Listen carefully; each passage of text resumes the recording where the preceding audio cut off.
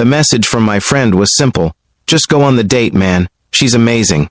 But the moment I arrived at the quiet cafe in Portland, Oregon, and saw the girl sitting by the window in a wheelchair, staring at the rain outside like she was already expecting disappointment, I realized something wasn't right. Her hands rested motionless in her lap. Her legs were covered by a soft gray blanket, and when she looked at me, there was no excitement, no curiosity, only a tired kind of sadness.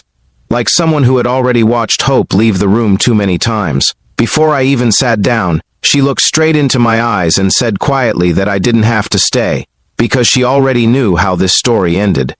She said everyone always left. If you believe in kindness, second chances, and the power of simply staying when others walk away, take a moment to like the video, comment where you're watching from. Share this story with someone who believes in compassion, and subscribe to the channel. Stories like this remind us how small moments can change lives. I didn't know whether to laugh or walk out. My friend Marcus had clearly set me up. He told me it was just a casual blind date, nothing serious.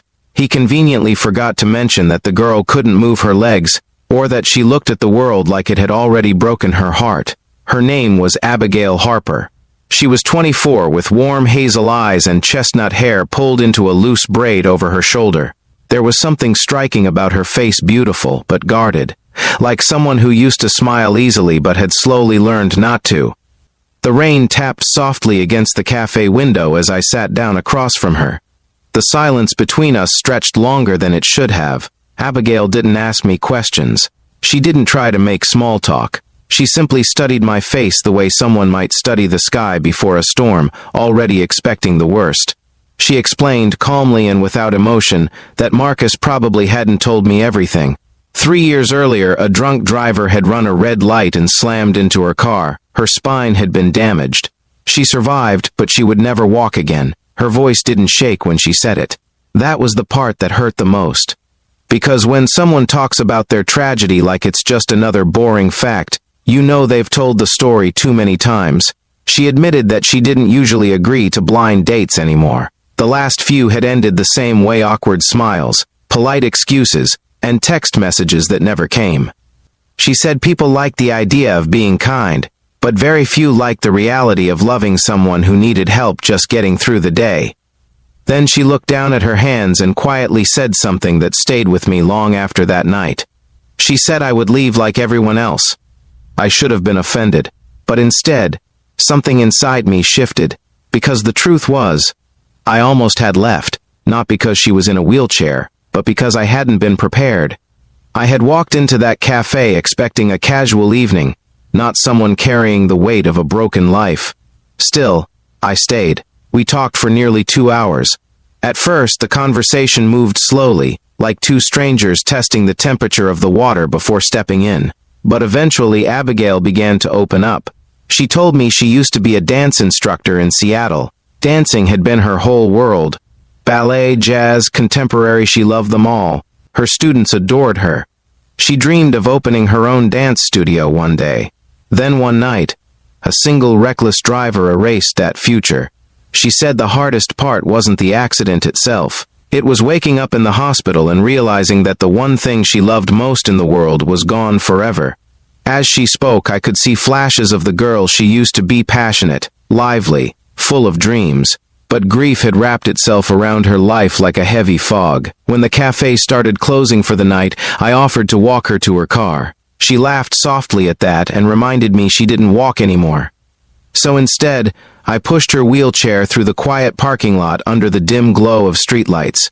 It was a small moment, but something about it felt strangely meaningful. Over the next few weeks, we kept seeing each other. Sometimes we met for coffee. Sometimes we watched movies at her apartment. Other times we just drove along the Oregon coast, listening to music and talking about everything and nothing. Abigail slowly started to laugh again. At first, it surprised her. One evening she even admitted that she had expected me to disappear after the first date.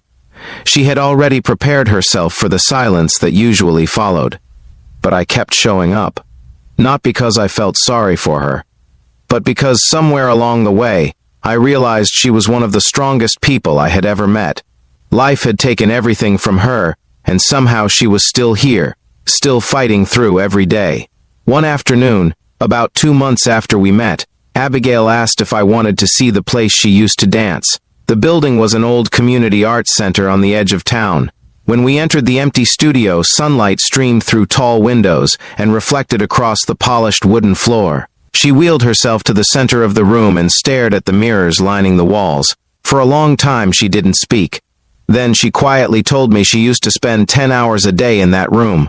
It was the only place she ever felt completely free, and now she couldn't even stand inside it. The silence was heavy. But something unexpected happened. Instead of crying, Abigail lifted her hands and began moving them slowly through the air, graceful, controlled motions that looked almost like dancing. Her upper body swayed gently with the rhythm of music that only she could hear. It wasn't the same dance she used to perform, but it was still beautiful. For the first time, I saw hope flicker across her face.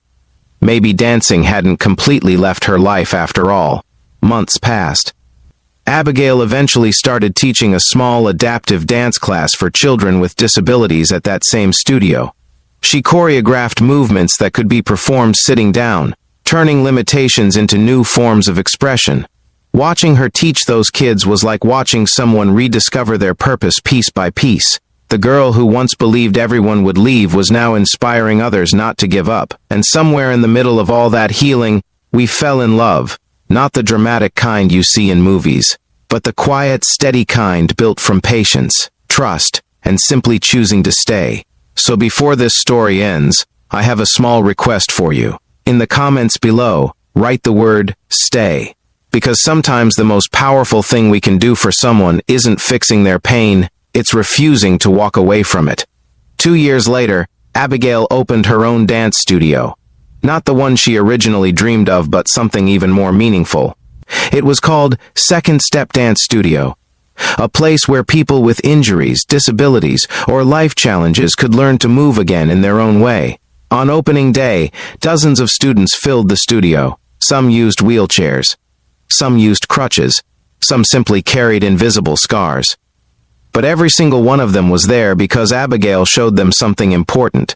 Life may change your path, but it doesn't have to end your story. And if this story touched your heart, take a moment to like the video, share it with someone who believes in compassion, and subscribe to the channel for more stories that remind us how powerful kindness can be. Because sometimes the person everyone expects you to leave